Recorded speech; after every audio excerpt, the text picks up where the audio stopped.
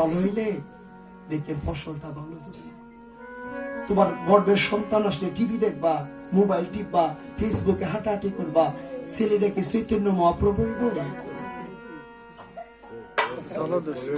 সন্তানটা যখন গর্বে আসবে একটু ভগবানের ডাইকো, ভগবানের নাম কইল, ভগবানের পথে থাকবা, ছেলেটা কৃষ্ণ ভক্ত। একটা কৃষ্ণ ভক্ত সন্তানের দরকার আছে বংশের মধ্যে। যারা মুমিন ভাই মুসলমান ভক্ত তাদের মধ্যে দেখবেন মাঘ মাসের প্রচন্ড শীতেও বাচ্চাটা কোরআন শরীফ বুকে নিয়ে মাঘ মাসের প্রচন্ড শীত সকাল বেলায় বক্তব্যে যায়।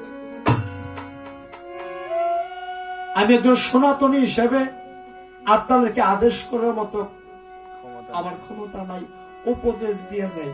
আমাদেরও দরকার আছে প্রত্যেকটা গ্রামে গ্রামে একটা করে গীতা স্কুল হোক, একটা করে ধর্মীয় প্রতিষ্ঠান হোক, ছোটবেলা থেকে বাচ্চাটা ধর্ম শিক্ষা পাক। শিখান বাবা, এটা করো না, এটা ভালো না, এটা ভালো, এইভাবে না ওইভাবে ছোটবেলা থেকে শিখাইতে শিখাইবে। অনেকে আছে ওই যে বৈষ্ণব যাইতেছে পিছন দিক থেকে ঢিল মারো, ধুতির ধরে টান দাও।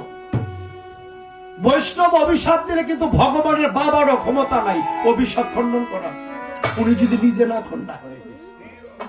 আপনাদের গনিয়াস্ত্র গ্রামের মধ্যে যত সাধুগুরু বৈষ্ণব আছে শিখাইবেন বাবা, স্কুলে যখন যাবা যারা মুসলমান কত সুন্দর ময়মরব্বী দেখলে সালাম আলাইকুম, উনিও বলে ওয়ালাইকুম আসসালাম। আপনার বাচ্চাটাকে শিখান, স্কুলে যাবা সাধুগুরু বৈষ্ণব দেখলে বলবা জয় নিতাই, দাদু নমস্কার, হরি বল, হরে কৃষ্ণ বলতে শিখান। ওই ধর্মের পথে নাই তো দাদা, এগুলো বললেই তো তোমার বাইনাতে মনি গায়েও লোক। এখানে যারা আছেন মুরব্বী আপনাদের আমাদের